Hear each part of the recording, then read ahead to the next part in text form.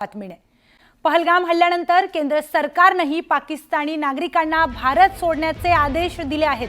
पण महाराष्ट्रात नेमके किती पाकिस्तानी आहेत, त्यातले किती सापडलेत आणि किती लपून बसलेत याबाबत मुख्यमंत्री आणि उपमुख्यमंत्र्यांच्या विधानात तफावत आढळली आहे। त्यामुळे पाकिस्तानी नागरिकांवरून सरकारमध्ये एक वाक्यता नाही का अशी चर्चा सुरू झाली आहे। जेवढे पाकिस्तानी नागरिक भारतात आहेत ते सापडले असून त्यांना घालवायची व्यवस्था केली असल्याचं मुख्यमंत्री देवेंद्र फडणवीस यांनी म्हटलं।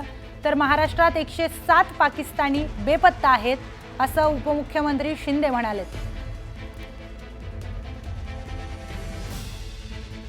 तर महाराष्ट्रात किती पाकिस्तानी नागरिक आहेत यामध्ये मुख्यमंत्री आणि उपमुख्यमंत्र्यांच्या वक्तव्यात तफावत दिसून येते।